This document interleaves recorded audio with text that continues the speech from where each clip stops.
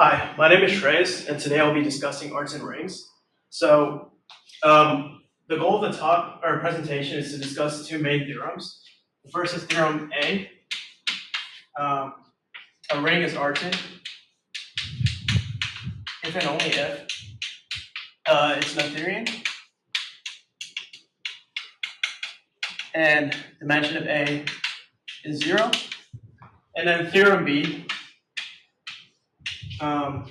An Artin ring is uniquely up to isomorphism a finite direct product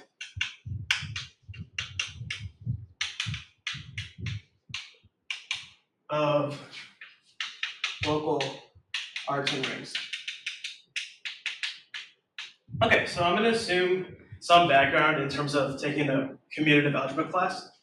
But okay, so for the introduction, assume that A is commutative and has identity 1, which is not 0. So recall that a Noetherian ring is characterized by 3 properties. The first of which is the ascending chain condition, which says that if you have a bunch of ideals which are ascending, then they eventually stabilize. The second is every S non-empty set of ideals has a maximum element. Okay, and the third is that every ideal is finitely generated. Okay, so now that's Noetherian, so this is more familiar from commutative algebra. So now we'll give Artin rings. So Artin rings has, you still have the descending chain condition, so that's every descending chain of ideals stabilizes. And you have the opposite thing, every S not equal to empty set of ideals has a minimal element. And there's no analog for 3. So you might think because of the symmetry, Artin and Noetherian rings have parallel theory. But in fact, Artin rings are actually a special kind of Noetherian rings, which we can see from Theorem A. So the goal of the first half is to kind of prove that. Okay. But before we do that, let's give some basic examples. So some examples. Z and K of X are not Artinian. And the reason is if you take P and Z, which is prime, you'll have P contains P squared, contains P cubed. And so you have a descending chain of ideals which doesn't stabilize, hence not Artinian. Similarly, if F is irreducible in Kx, we will have that. Okay, is this visible? Yes, it is. Okay, so if F is irreducible, we'll have F contains F squared contains F cubed, etc. Okay, so that means that K of X is not Artin. But examples of things that are Artin are F, which is a field, and Zn, which is a finite ring. Okay, so with all this, what I'm going to do is start listing out properties of Artin and Noetherian rings. So let me put Noetherian here and Artinian here. So one thing we should know from commutative algebra is that if A is an ideal, so let's say, suppose A is a Noetherian ring and A is an Artinian ring. Okay, so when A is a Noetherian ring, if like little a is an ideal, then A quotient by A is Noetherian. And similarly, if A is an ideal, Artinian ideal, if A is an ideal, then A quotient A is Artinian. Okay, so I'm not going to prove this because it's kind of straightforward, I think, or from a commutative algebra class. It's an exercise, I guess. Okay, so now I'm just going to focus solely on Artinian rings. Okay, so in my notes I have proposition 2.1. If A is an Artin domain, integral domain, then A is a field. So why is that?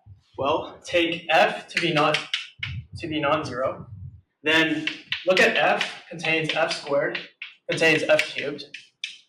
So this is a descending chain of ideals and hence what's stabilized. So f to the k is equal to f to the k plus 1. So f to the k is going to be a times f to the k plus 1. And since we're in integral domain, we can cancel both sides by f to the k to get 1 is a times f. So f is invertible. All right, so this proves that you're a field. And so I'm going to list that property here. Domain implies field. Okay, now the nice thing about this proposition is that proposition 2.2 is that prime ideals are actually maximal. So we know in general maximal ideals are prime. So now prime ideals are maximal. So how do we get that? Suppose P is a prime ideal. So this implies that A quotient by P is a domain. So this implies that A quotient by P is a field because it's an Artin domain. So we use proposition 2.1. And now this is a field, P is maximal. Okay, so this proves that if you're a prime ideal, you're maximal, which is quite powerful. Okay, so now let's move on to lemma 2.3. Okay, so lemma 2.3 stated that let A1 through AN, so lemma 2.3, let A1 through AN be ideals of A, some arbitrary commutative ring. Then if P is a prime ideal containing the intersection, then P contains AJ for some J. Okay, so let's prove this. Okay, so suppose not. Then we can take xi to be in AI minus P. Okay, now the problem is we can take x to be the product of these xi's. And so now this guy is in the intersection of all the AIs and hence lies in P. But this is a problem because none of the xi are in P. So this is a contradiction. So this lemma is very useful even beyond Noetherian and Artin rings. But okay, let's actually apply it for the next proposition. So proposition 2.4 says that an Artin ring only has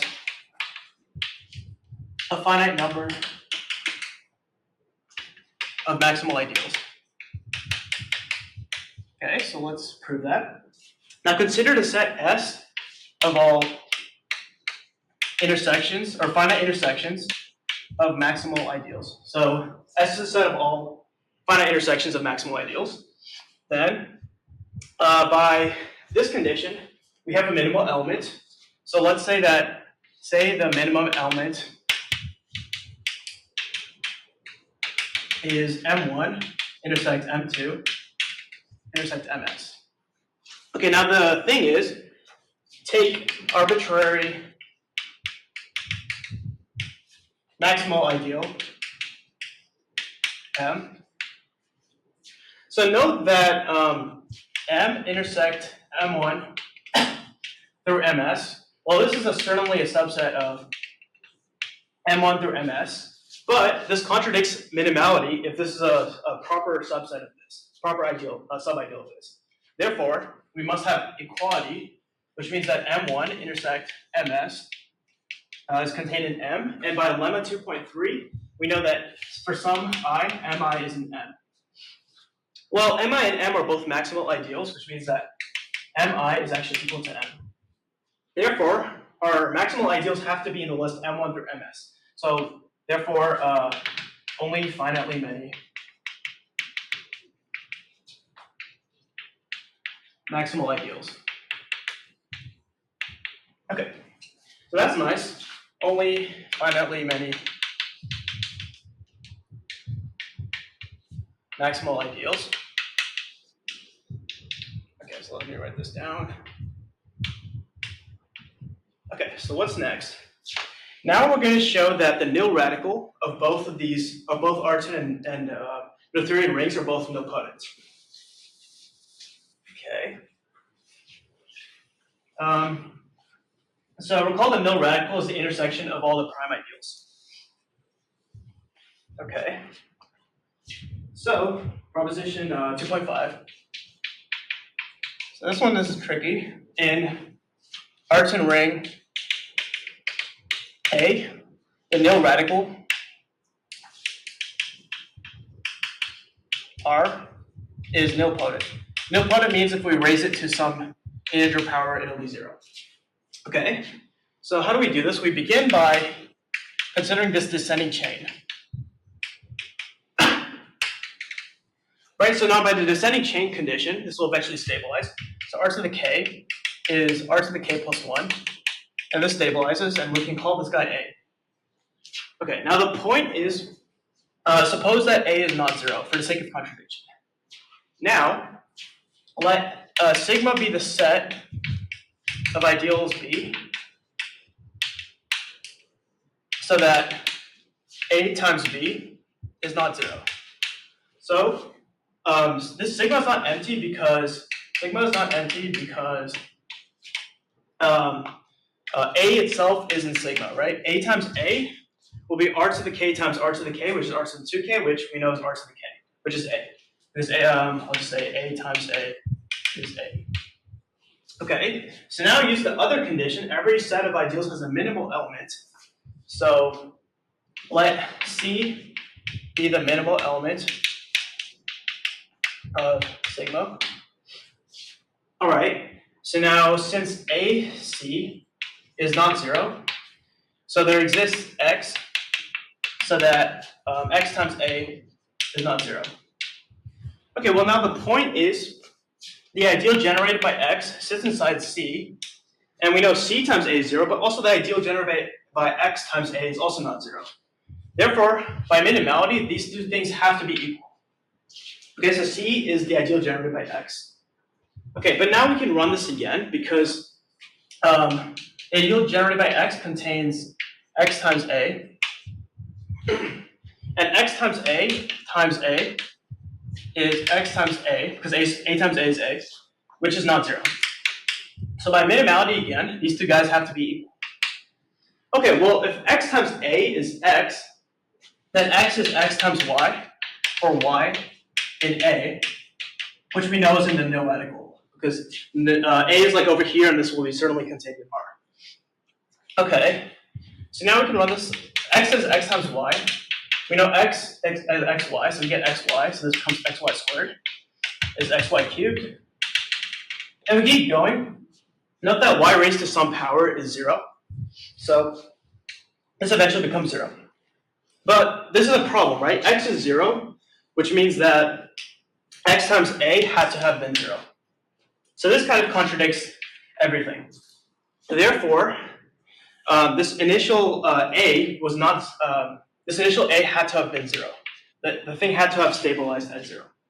Okay, so that proves proposition 2.5. The nil radical is nilpotent, which is nice. And now the same actually works for Noetherian rings, so I'm just going to prove that real quick.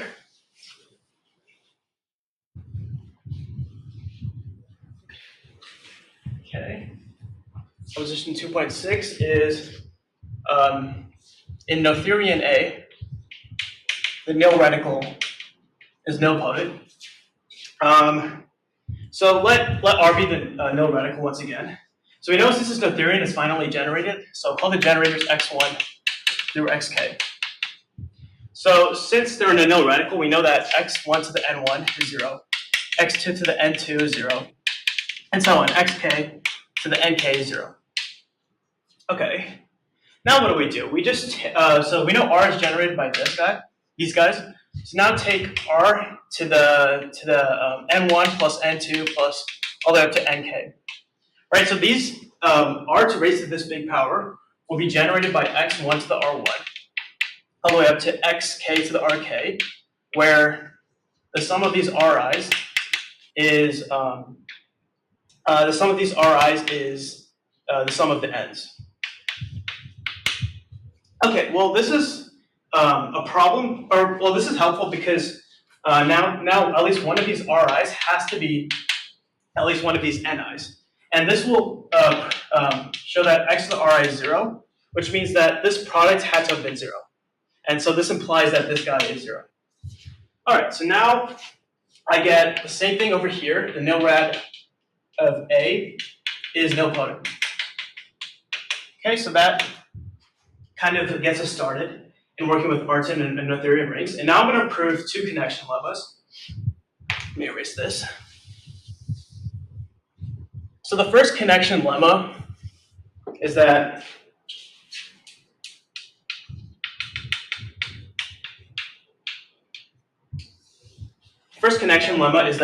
if V is finite dimensional, if and only if, V is some K vector space. So V is finite dimensional if and only if V satisfies ACC, if and only if V satisfies DCC.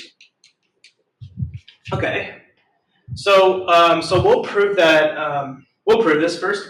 Okay, so suppose V is finite dimensional. We claim this implies V is ACC and V is DCC. Well, actually, to see this, I'm gonna.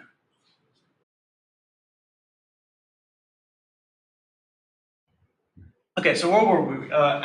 V is finite dimensional implies V is ACC and V is DCC. Well, in this case, ideals of a vector space V will just be like subspaces. And so we have an increasing chain of subspaces that'll obviously stabilize because we're finite dimensional. And if it is a decreasing, it'll have to stabilize as well. So this is clear.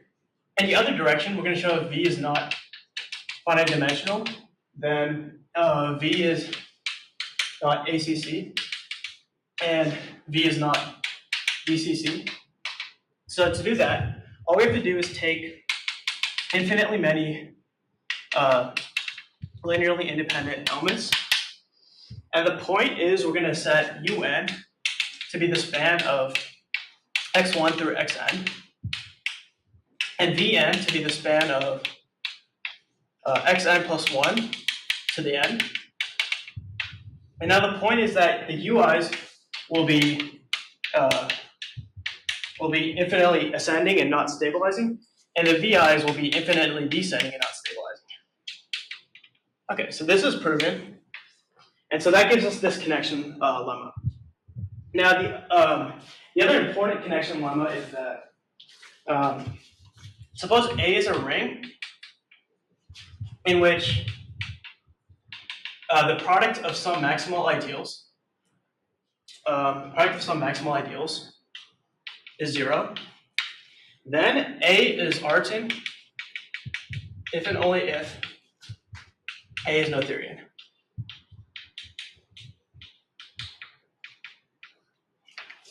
Okay, so let's go over this result.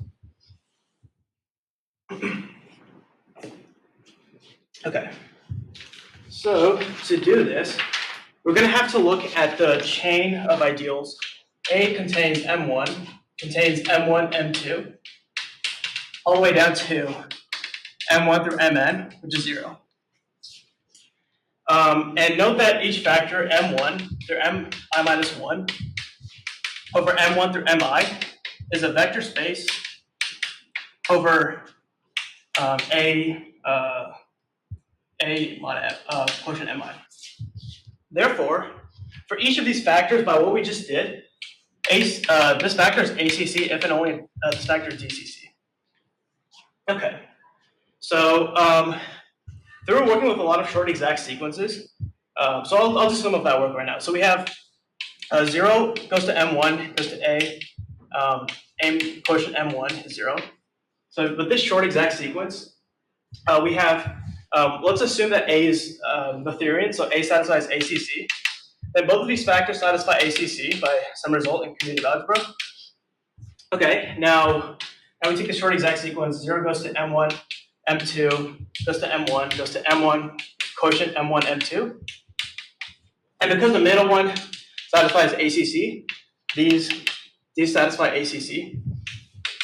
And so we keep going until eventually we'll get the zero ideal over here.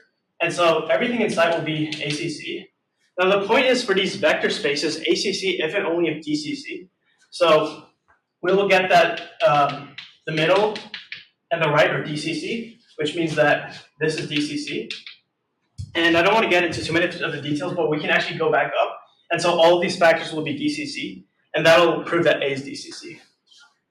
So I kind of left out a lot of those details, but it turns out to be related to vector spaces.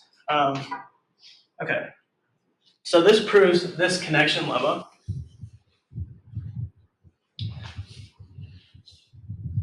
All right. Okay, so now after all that hard work, we are now ready to prove Theorem A. Okay, so let me just remind us what Theorem A is. It's A is Artin if and only if A is Noetherian and dimension A is 0. And some of you may notice that we're actually this connection result is quite integral to this proof. Okay, so in this forward direction, suppose A is Artin. So we know the dimension of A is 0 because all the prime ideals are maximal. So if we have a chain of prime ideals, it'll have to just be of length 0. Okay, and we also know that there's finitely many maximal ideals. Call it M1 or MK. So suppose these are the maximal ideals. Okay, so then we'll have that the product of I equals 1 to K of Mi. So we're going to raise this to the S for some S greater than 0. We're going to raise this to the S, and so this will be contained in this. Okay, well this is the nil radical because it's the intersection of all the prime ideals, as the maximal ideals and prime ideals are all the same. Okay, well so this is R to the S. Well, we know the nil radical is nilpotent. So for some S large enough, this is 0. Therefore, this is 0. Well, the product of some maximal ideals is 0. So A Artin implies A Noetherian. Okay, so that's one direction. Okay, so now in the other direction, suppose A is Noetherian and dimension of A is 0. All right, then, so a fact from commutative algebra is that the ideal 0, or actually any ideal of a Noetherian ring has a primary decomposition. So that in fact the ideal 0 has some primary decomposition, say Q1 through Qk, and suppose that radical of Qi is Pi. Okay. So now take P prime, ideal of A. So since 0 is in P, Q1 through Qk is in P. We'll now use lemma 2.3, which we erased, but that tells you that Qi is in P. But now the length, recall, let's see. Okay, so that tells us that if we take radicals of both sides, we get Pi is contained in P. So what does that mean? It says that all the minimal primes are in the list P1 through Pk. Well, the dimension of A is 0, which means if all the minimal primes are on this list, then every single prime is in this list. And in fact, the minimal primes have to be maximal primes. Therefore, all primes are in the list P1, P2, or Pk. And now, running the same argument, we're able to conclude that this is equal to 0 because once again the nil radical of a Noetherian ring is also nilpotent. So that proves that because we have this product is 0, this means that A is Artin. Okay. So that takes care of Theorem A. Okay. So now I'm going to move on to talking about local Artin rings.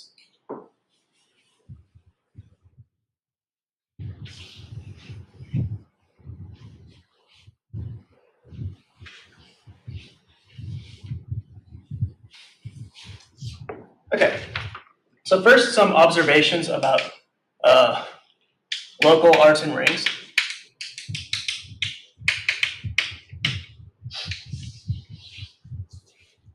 Okay, so where am I?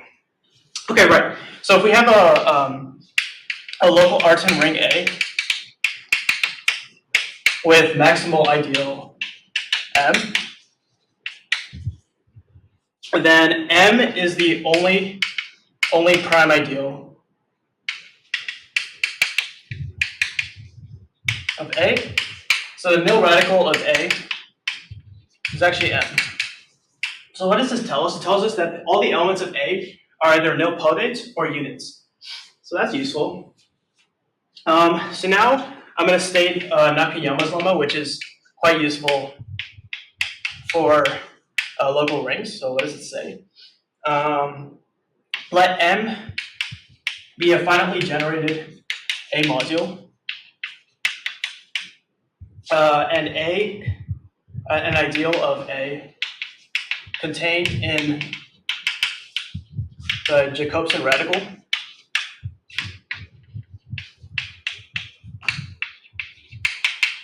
of A. Okay, so recall the Jacobson radical is the intersection of all maximal ideals. Okay, then AM equals M implies the modulo of 0. So we're just going to use this without proof. Okay, so one of the first statements we're going to make is proposition 4.3. Suppose A is a Noetherian local ring, and let's see, M is its maximal ideal. Then exactly one of the following is true.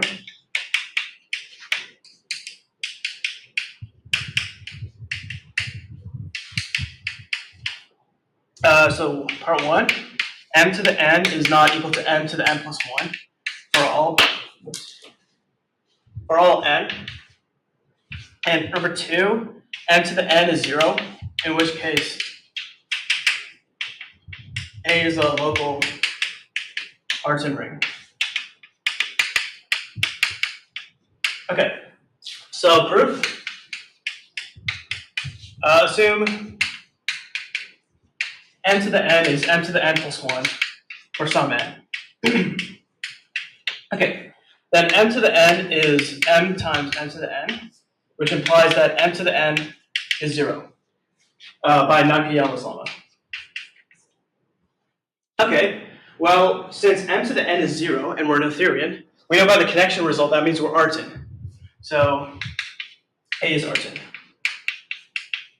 Okay, cool. So that's a quick proof of that. And we're going to prove one more proposition before we get to Theorem B.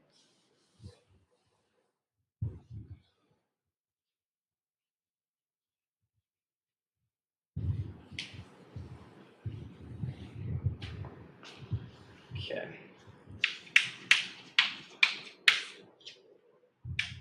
Let's see.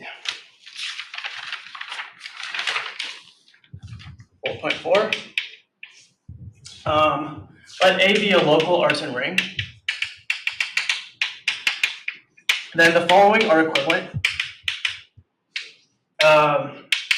Every ideal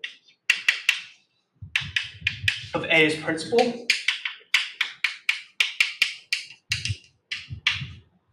Number 2, the maximal ideal of A is principal. And number 3, the dimension of m over m squared over the residue field K is 1. Okay, so let's prove this. So 1 implies 2 is clear, because if that every ideal of A is principal, surely the maximal ideal is principal. 2 implies 3 also ends up being clear, because if m has one generator, then m quotient by m squared also has one generator, namely its image. Oh, sorry, this should be less or equal to 1. So now what's left to prove is 3 implies 1. Okay, so 3 implies 1. So the dimension is 0.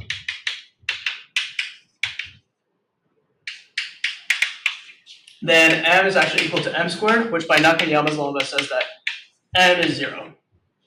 And so since m is 0, A is actually a field, and so that's clear. So let's assume that the dimension is actually 1.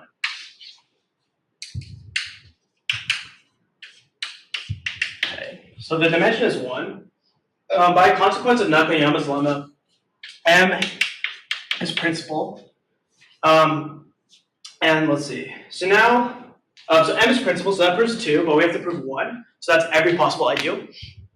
So let A be an ideal of A, and assume A is not the full ring or just 0. Okay, so by early result, we know that m is a nil radical of A. So m is nilpotent, so nilpotent. It's nilpotent, so m to the r is equal to 0 for some r.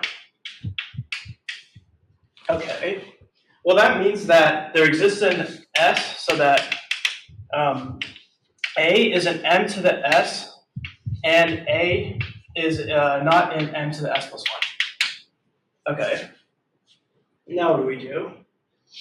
Okay, now what I want to do is, because of this result, there exists y in A, which is not in m to the S plus 1.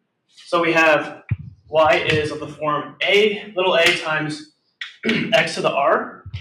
And since we're not in m to the s plus 1, okay, so note that m to the s is x to the s, and m to the m plus 1 is x to the m plus 1. S is generated by x to the s plus 1. So since y is a times x to the r, we know that a cannot be in the ideal generated by x, because if it was, y would have to be in here. Therefore, well, we know ideal generated by x is the maximal ideal, so a has to be a unit. So a is a unit. And so if a times x to the r is in the ideal A, then x to the r is also in A.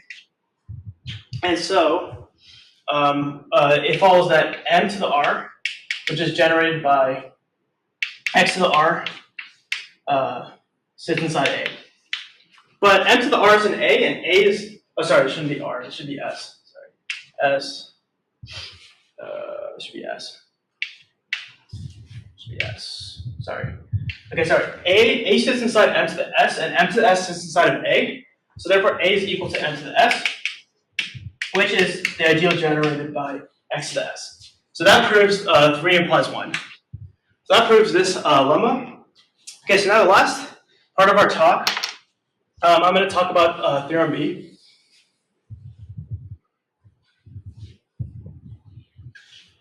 Or before we do that, I shouldn't have erased this, but so for our 3 equivalent conditions, it turns out that z mod p to the n satisfies these 3 conditions. It's a local Artin ring that satisfies those conditions. K of x quotient by f to the n also satisfies them. But k x squared x cubed quotient by x to the 4th does not satisfy the 3 conditions. So this is actually a local Artin ring. Its maximal ideal is generated by the images of x squared and x cubed. Okay, cool. So that's something to know. All right. So before we dive into Theorem B, I have to explain some results about intersections of ideals and co-prime ideals. Okay, so definition. A and B are co-prime if A plus B is equal to 1, the full ring. Also recall, if we have a ring A and finitely many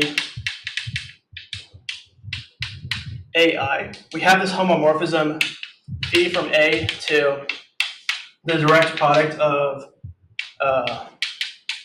A quotient by AI, defined by the rule phi of x is x plus a1, x plus a2, all the way up to x plus an.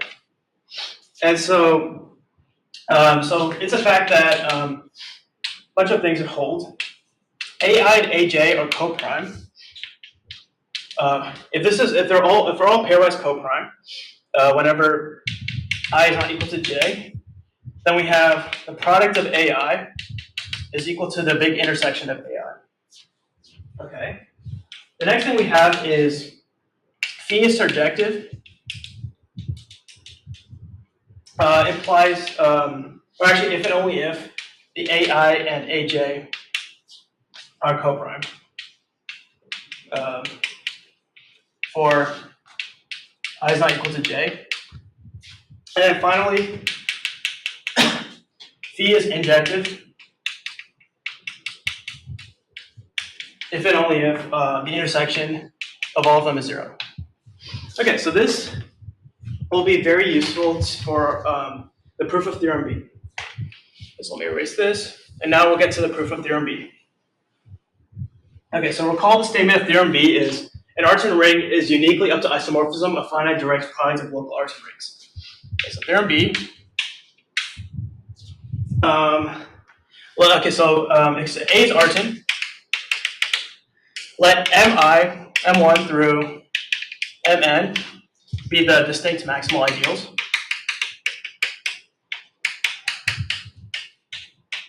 Okay, so by the proof of Theorem A, we know that the product of these guys for some k is going to be 0. The product of mi to the k is going to be 0. Okay, so note that the mi are co-prime in pairs. So this implies that mi to the k are co-prime in pairs.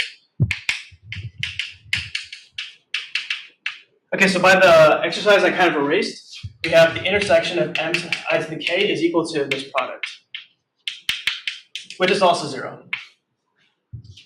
Okay. So consequently, by the theorem I erased, this map, which we had earlier,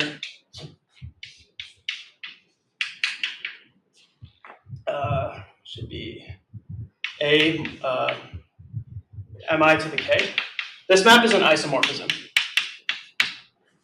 Okay. So A is isomorphic to this. So now we'd be done if we could show these are all local rings. Well, actually, these are each local rings with a maximal ideal of mi quotient by mi to the k. Okay, and since we have that, we're done, but we haven't shown uniqueness. So I'm going to skip over to proof of uniqueness because it involves a lot of decomposable ideals and theorems with uniqueness and primary decompositions. So, but the results of that theory is that this decomposition into local Artin rings is unique. Okay, so that concludes my presentation. Thank you.